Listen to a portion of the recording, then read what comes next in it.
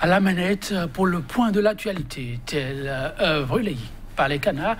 Kodjovi Ametonou, bonjour. Bonjour Joël Tondi, bonjour également à nos amis téléspectateurs et sportifs aussi. Ah oui, mes amis téléspectateurs, vous avez spécifié. Pour ça, les téléspectateurs vont découvrir tout à l'heure, mais le code électoral, ce jour, c'est un peu le menu, la constance, l'essentiel pour bon nombre de journaux. C'est bien cela, et si je salue les amis sportifs, c'est bien sûr, après ce désastre infligé donc par la CAF à la Fédération béninoise de football à travers donc la disqualification de l'équipe cadette, des écureuils cadettes qui l'accueillent entre les jambes sont rentrés, au lieu d'être accueillis, ont été cueillis par la police républicaine, puisque entre-temps le procureur étant déjà saisi donc du dossier a ordonné leur arrestation. C'est la preuve que ça va pas très bien dans le milieu sportif et le bureau de Mathurin Deschacus, avec la vision nouveau départ qui a donc conduit à son élection, est en train de prendre de l'eau partout. Dieu seul sait si ils pourront tenir leur mandature. En tout cas, il faut avouer que c'est déjà un départ heureux, ce qui pourrait hier laisser plus d'indifférents. À certains niveaux, les autorités à divers niveaux, plutôt actuellement, quand je viens à Méton, il faut le souligner, sont en train de taper du poing sur la table. Ceci ne restera pas impuni. Ce qu'il faut plutôt souhaiter, c'est que les responsabilités soient véritablement situées. Parce que le ministre l'a martelé, ces tests en question ont été faits un certain nombre de fois. Une contre-expertise a été demandée. Que s'est-il passé? Qui a fouté? Les jeunes n'ont été en tout cas pas demandé de grandes choses. Si tant est que l'âge ne répondait pas à la norme, on pouvait les sortir banalement du rang. Mais c'est arrivé. Le procureur de la République s'est déjà saisi donc du dossier. Je crois que les jours à venir vont apporter beaucoup plus de lumière et on verra plus clair. Tout à fait. Et on démarre déjà avec Fraternité, qui va donc à l'Assemblée nationale et met donc en titre Organisation des élections au Bénin, les innovations du nouveau code électoral voté. Ces innovations sont entre autres 250 millions CFA pour être candidat à la présidentielle, 249 millions à payer par liste pour les législatives, le quitus fiscal des 3 dernières années, et puis les alliances de partis qui sont interdites. Alors, affaire de 325 millions de CFA rattrape donc les membres de la Sénat. C'est aussi une nébuleuse qu'il faut clarifier. Et puis, Parti social-démocrate, Clément Ebo, confirmé président du PSD. Quotidien, La Nation, Assemblée nationale, le code électoral approuvé, simplement écrit, le journal du service public. Disqualification du Bénin pour tricherie sur l'âge des joueurs, une nébuleuse à élucider. Quotidien, La Relève, adoption du nouveau code électoral par l'Assemblée nationale. La bourgeoisie comprador s'installe définitivement au Bénin. La plutocratie érigée en règle.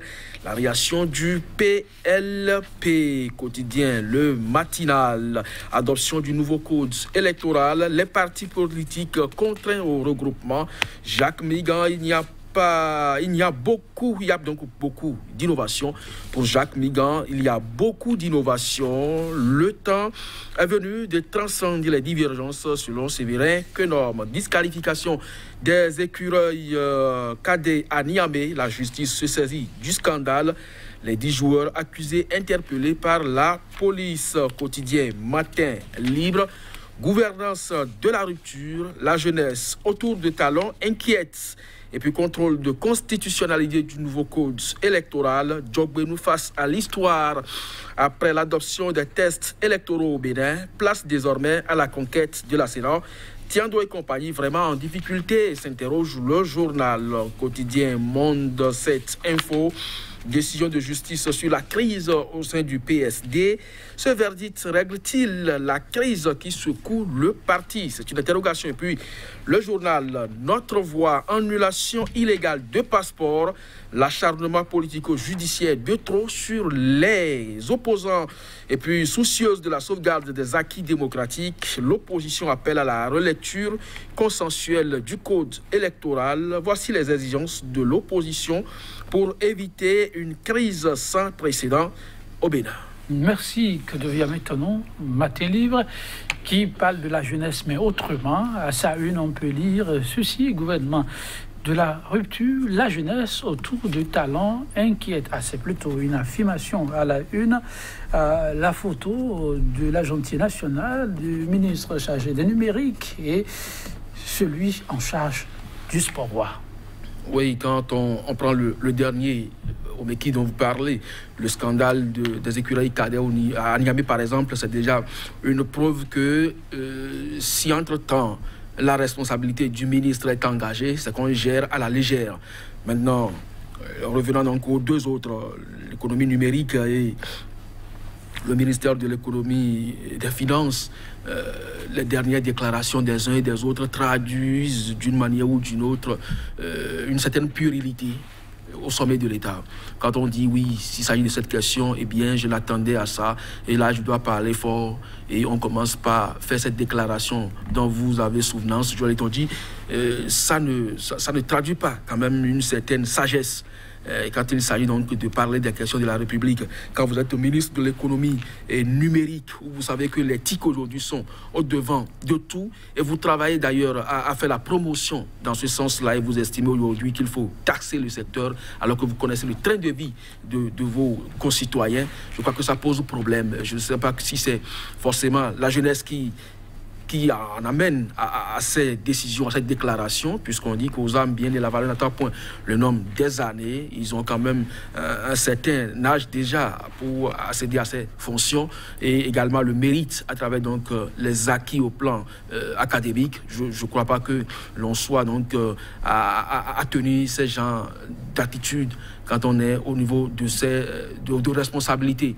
C'est beaucoup plus le zèle, et chacun doit pouvoir donc avoir raison gardée, parce que la République nous appartient en tous, chacun doit pouvoir y vivre et librement aussi. Ah oui, quand devient maintenant, tout compte faire, un portefeuille ministériel, ce n'est jamais comme la gestion d'un certain nombre de postes. C'est des hauts et des bas, on le souhaite bon vent et que la République se porte mieux. Mon cette décision de justice sur la crise au PSD, ce verdict règle-t-il la crise qui secoue le PSD? La justice a tranché. Pourquoi encore cette interrogation? Mais vous savez, c'est au-delà donc de l'aspect physique de ce bruit qui accourt donc au niveau du PSD pour qu'on en arrive à cette décision de justice. C'est un problème profond. Et quand on dit PSD aujourd'hui, c'est vrai que c'est un parti d'envergure nationale, mais c'est beaucoup plus enraciné dans une certaine région du pays. Et lorsque vous portez un différend de ce genre devant la justice qui règle, je crois qu'il y a toujours qu'au niveau de la famille, il y a des blessures qu'il faut penser. Et à partir de cet instant, le journal est vraiment fondé avec ce titre. Est-ce que ce verdict règle véritablement la crise qui secoue le parti? C'est des ténors, c'est des gens qui ont eu une certaine expérience au plan politique, qui hier étaient pratiquement des frères, mais qui aujourd'hui vont se regarder en adversité à quelques jours des échéances électorales, surtout les législatives qui sont imminentes. Peut-être que demain, vous aurez d'autres sons de cloche, puisque tout le monde aujourd'hui parle de l'union, du regroupement, encore que le nouveau code électoral davantage contraint les partis à de grands ensembles. Il urge que aussi bien la Renaissance du Bénin que le PSD pensent davantage et régulièrement et vite leur plaie pour qu'ils ne disparaissent pas sur la chaîne politique.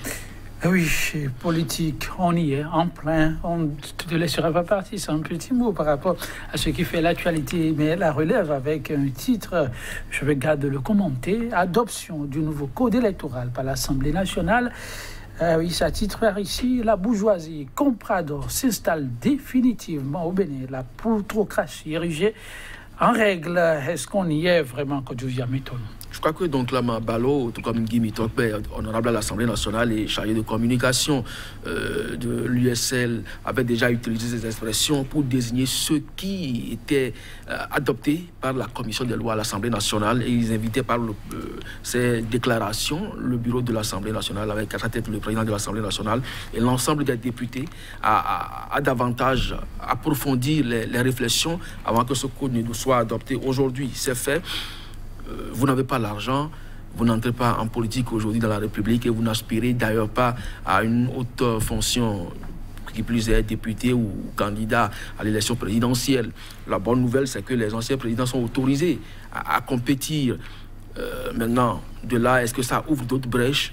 les juristes vont apprécier. Maintenant, les forestiers, les douaniers aussi doivent démissionner de leur poste avant de concourir. Bref, c'est des innovations que, dans la pratique, on va observer. Donc c'est le temps qui va nous le dire. Je crois d'ici 10 mois, on va jauger ce nouveau code, savoir si véritablement ça participe de l'enracinement de la démocratie ou de la scission des pans qu'on a toujours observé, ne serait-ce qu'au niveau média où on sait que tout est confiné, comprimé aujourd'hui. Est-ce que la démocratie dans son ensemble prendra un coup à partir donc, de ce nouveau code électoral? Ce n'est que des supputations. Les jours à venir vont davantage soit nous donner raison ou infirmer ce que nous sommes en train de voir. Merci. Que devient maintenant? On s'en arrête là pour la revue des titres. Mesdames, Messieurs, à demain.